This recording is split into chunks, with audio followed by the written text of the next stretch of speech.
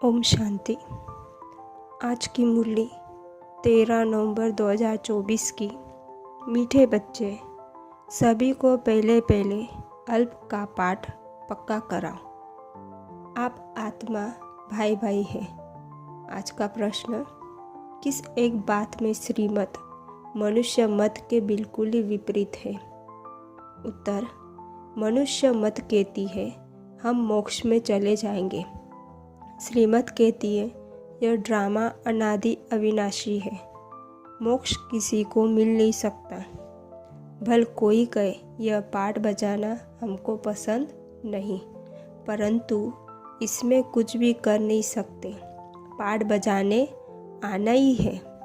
श्रीमत ही तुम्हें श्रेष्ठ बनाती है। मनुष्य मत तो अनेक प्रकार की है। ओम शांति। अभी यह तो बच्चे जानते हैं कि हम बाबा के सामने बैठे हैं। बाप भी जानते हैं बच्चे हमारे सामने बैठे हैं। यह भी तुम बच्चे जानते हो। बाप हमें शिक्षा देते हैं जो फिर औरों को देनी है। पहले पहले तो बाप का ही परिचय देना है, क्योंकि सब बाप को और बाप की शिक्षा को भूले हुए हैं। अभी जो बाप पढ़ाते हैं यह पढ़ाई फिर 5000 वर्ष बाद ही मिलेगी। यह ज्ञान और योग कोई है ही नहीं। मुख्य हुआ बाप का परिचय, फिर यह सब समझाना है। हम सब भाई भाई हैं।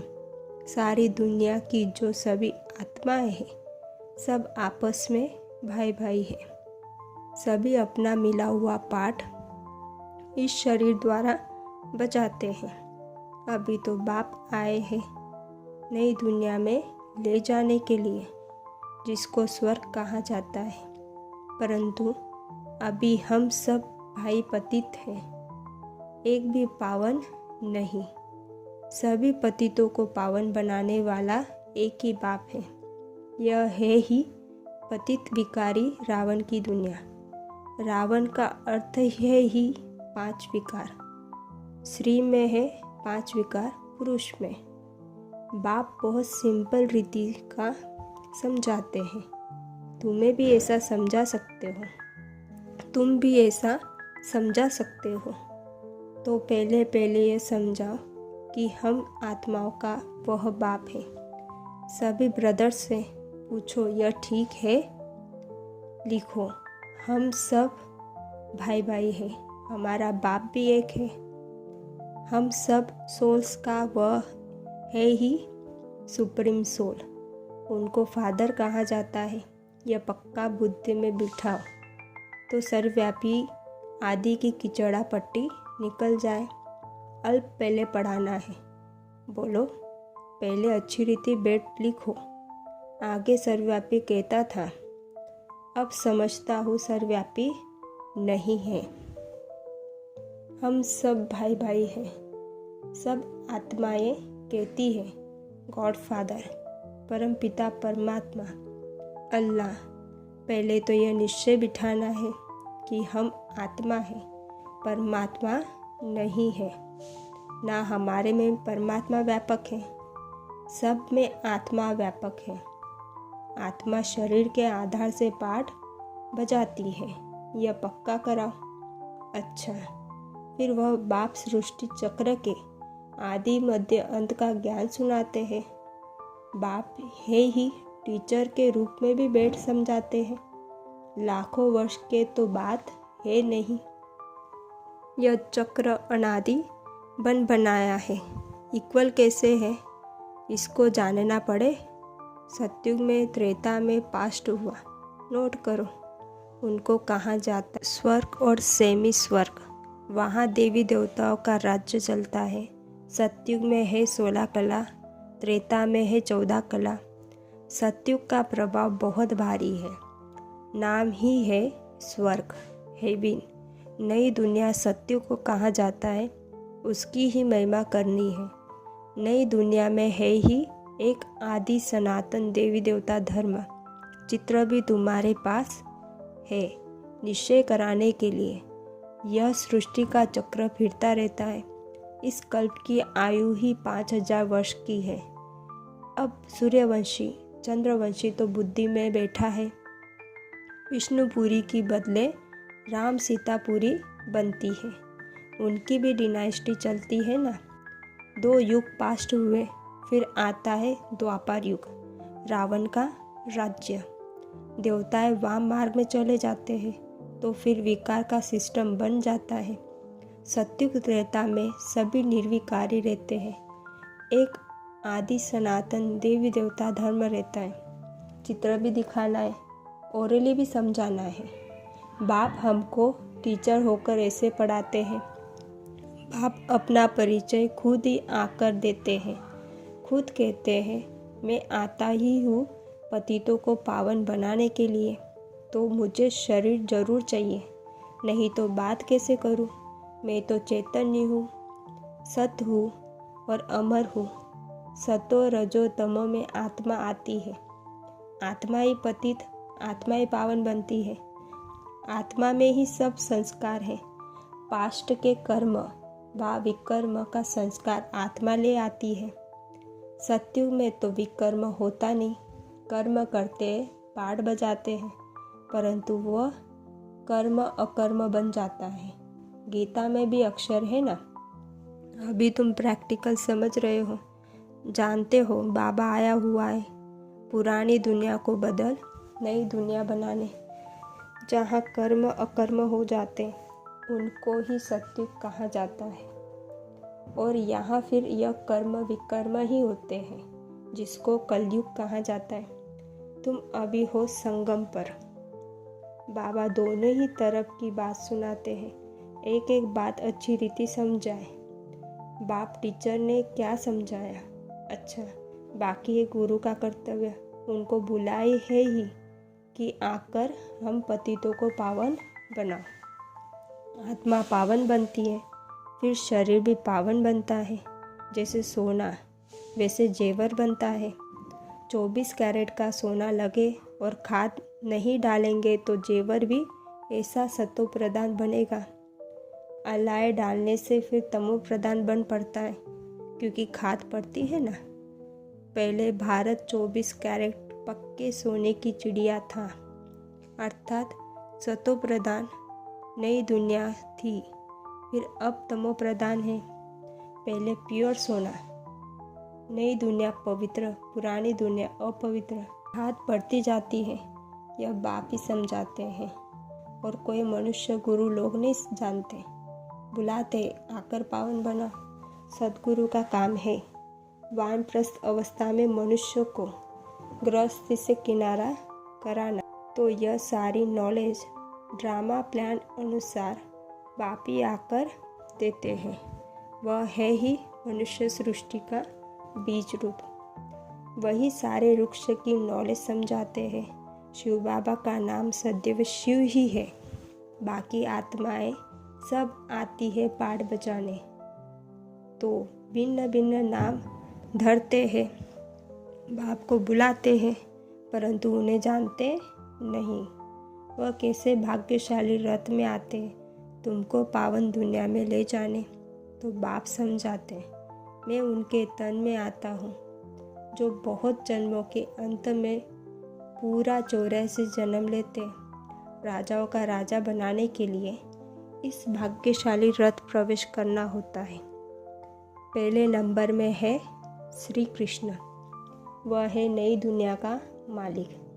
फिर वही नीचे उतरते सूर्यवंशी चंद्रवंशी, फिर वैश्य शूद्र, शूद्रवंशी, फिर ब्रह्मावंशी बनते हैं। गोल्डन से सिल्वर, फिर तुम आयरन से गोल्डन बन रहे हो। बाप कहते हैं, मुझ एक अपने बाप को याद करो जिसमें मैंने प्रवेश किया है।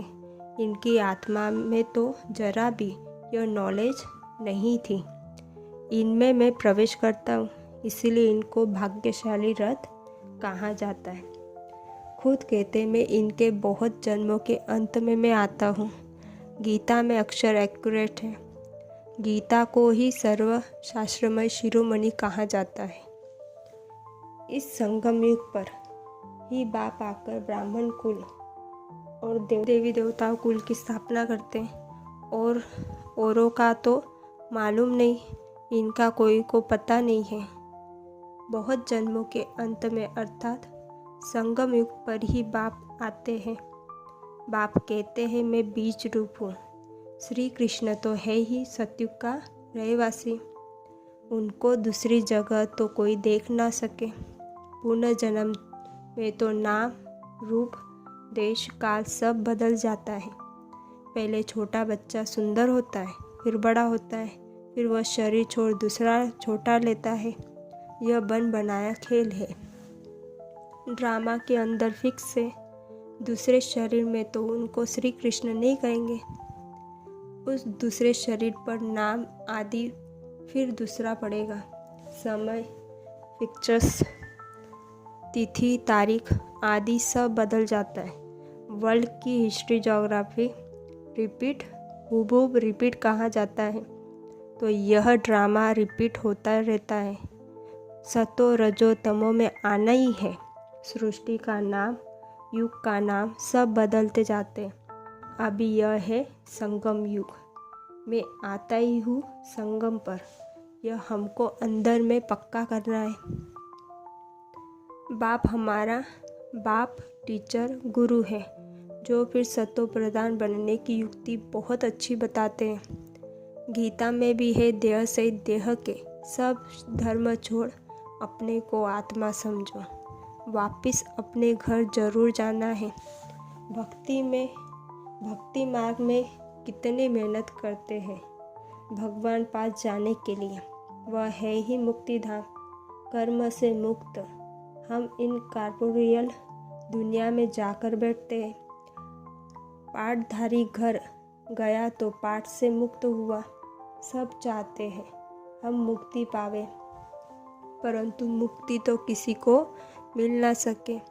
यह ड्रामा अनादि अविनाशी है। कोई कहे यह पाठ बजाना हमको पसंद नहीं, परंतु इसमें कोई कुछ कर ना सके। यह अनादि ड्रामा बना हुआ है। एक भी मुक्ति को पा न सकते। वह सब है अनेक प्रकार के मनुष्य मत। यह श्रीमत श्रेष्ठ बनाने के लिए। मनुष्य को श्रेष्ठ नहीं कहेंगे, देवताओं को श्रेष्ठ कहा जाता है।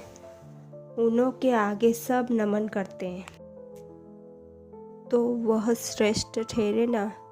परंतु यह भी किसी को पता नहीं है। अभी तुम समझते हो कि 84 जन्म तो लेना ही है। श्री कृष्ण देवता, वैकुंठ का प्रिंस, वह यहाँ कैसे आएगा? ना उसने गीता सुनाई, सिर्फ देवता था। इसीलिए सभी लोग उनको पूछते हैं। देवता है, पावन खुद पति ठहरे। कहते भी है मुझ निर्गुण हारे में कोई गुण नाही, आप हमको ऐसा बनाओ। शिव के आगे जाकर कहेंगे हमको मुक्ति दो। वह कभी जीवन मुक्त, जीवन बंधन में आते ही नहीं, इसीलिए उन्हें पुकारते मुक्ति दो। जीवन मुक्ति भी वही देते। अभी तुम समझते हो, बाबा और मम्मा के हम सब बच्चे हैं। उनसे हमें अथाह धन मिलता है। मनुष्य तो बेसमझी से मांगनी करते रहते। बेसमझ तो जरूर दुखी ही होंगे ना। अथाह दुख भोगने पड़ते हैं।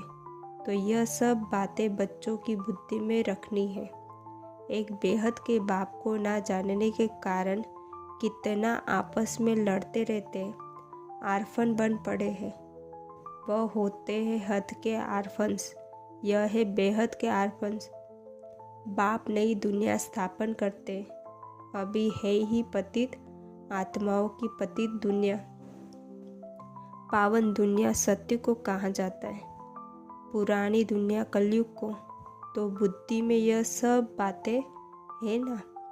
पुरानी दुनिया का विनाश हो जाएगा, फिर नई दुनिया में ट्रांसफ़र हो जाएंगे। अभी हम टेम्पररी संगम युग पर खड़े हैं। पुरानी दुनिया से नई दुनिया बन रही है। नई दुनिया का भी पता नहीं। तुम्हारी बुद्धि अब नई दुनिया में जानी चाहिए। उठते बैठते यह बुद्धि में रहे कि हम पढ़ाई पढ़ रहे हैं, बाप हमको पढ़ाते हैं। स्टूडेंट को यह याद रहना चाहिए, फिर भी वह याद नंबरवार पुरुषार्थ अनुसार रहती है। बाप भी नंबरवार पुरुषार्थ अनुसार याद प्यार देते हैं। अच्छा पढ़ने वाले को टीचर ज़रूर प्यार जास्ती करेंगे। कितना अंतर पड़ जाता है। अब बाप तो समझाते रहते हैं, बच्चों को धारणा करनी है। एक बाप के सिवाय और कोई तरफ बुद्धि ना जाए।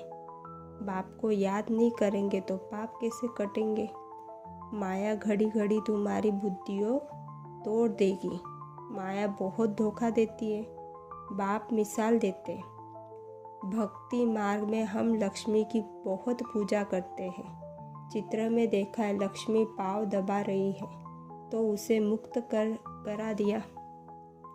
उनकी याद में बैठते जब बुद्धि इधर उधर जाती थी तो अपने को थप्पड़ मारते थे। बुद्धि और तरफ क्यों जाती है। आखिरी विनाश भी देखा, स्थापना भी देखा।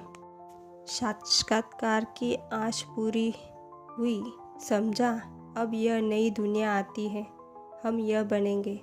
बाकी यह पुरानी दुनिया तो विनाश हो जाएगी, पक्का निश्चय हो गया। अपनी राजधानी का भी साक्षात्कार हुआ तो बाकी इस रावण के राज्य को क्या करेंगे, जबकि स्वर्ग की राजाई मिलती है। यह हुई ईश्वरीय बुद्धि। ईश्वर ने प्रवेश कर यह बुद्धि चलाई। ज्ञान कलश तो माताओं को मिलता है, तो माताओं को ही सब कुछ दे दिया। तुम कारोबार संभालो, सबको सिखलाओ। सिखलाते सिखलाते यहाँ तक आ गए। एक दो को सुनाते सुनाते देखो अब कितने हो गए। आत्मा पवित्र होती जाती है। फिर आत्मा को शरीर भी पवित्र चाहिए, समझते भी हैं, फिर भी माया भुला देती है। तुम कहते हो 7 रोज पढ़ो तो कहते कल आएंगे, दूसरे दिन माया खलास कर देती, आती ही नहीं। भगवान पढ़ाते तो भगवान से नहीं आकर पढ़ते, कहते भी है हाँ जरूर आएंगे, परंतु माया उड़ा देती है, रेगुलर होने नहीं देती। जिन्होंने कल पहले पुरुषार्थ किया वही जरूर करेंगे और कोई हट्टी है नहीं। तुम पुरुषार्थ बहुत करते हो, बड़े बड़े म्यूजियम बनाते हो। जिन्होंने कल पहले समझा है वही समझेंगे। विनाश होना है, स्थापना होती जाती है। आत्मा पढ़कर फर्स्ट क्लास शरीर लेगी। एम ऑब्जेक्ट यह है ना, यह याद क्यों नहीं पढ़ना चाहिए। अभी हम नई दुनिया में जाते हैं अपने पुरुषार्थ अनुसार। अच्छा मीठे मीठे सिकी लदे बच्चों प्रति माता पिता बाप दादा का याद प्यार गुड मॉर्निंग। रूहानी बाप की रूहानी बच्चों को नमस्ते। हम रूहानी बच्चों की रूहानी बाप दादा को याद प्यार और गुड मॉर्निंग और नमस्ते नमस्ते नमस्ते। धारणा के लिए मुख्य सारे पहली पॉइंट, बुद्धि में सदा याद रहे कि अभी हम थोड़े समय के लिए संगम युग पर बैठे हैं। पुरानी दुनिया विनाश होगी तो हम नई दुनिया में ट्रांसफ़र हो जाएंगे, इसीलिए इससे बुद्धि योग निकाल देना है। दूसरी पॉइंट, सभी आत्माओं को बाप का परिचय दे कर्म अकर्म विकर्म की गुह्य गति सुनानी है। पहले अल्प का ही पाठ पक्का कराना है। आज का वरदान, श्रेष्ठ प्राप्तियों का प्रत्यक्ष फल द्वारा सदा खुशहाल रहने वाले एवर हेल्दी भव। संगम युग पर अभी अभी किया और अभी अभी श्रेष्ठ प्राप्ति की अनुभूति हुई, यही है प्रत्यक्ष फल। सबसे श्रेष्ठ फल है समीपता का अनुभव होना। आजकल साकार दुनिया में कहते हैं कि फल खाओ तो तंदुरुस्त रहेंगे, हेल्दी रहने का साधन फल बताते हैं, और आप बच्चे हर सेकंड प्रत्यक्ष फल खाते ही रहते हो, इसीलिए एवर हेल्दी हो ही। यदि आपसे कोई पूछे कि आपका क्या हाल चाल है तो बोलो कि फरिश्तों की चाल है और खुशहाल है। आज का स्लोगन, सर्व की दुआओं के खजाने से संपन्न बनो तो पुरुषार्थ में मेहनत नहीं करनी पड़ेगी। अच्छा, ओम शांति।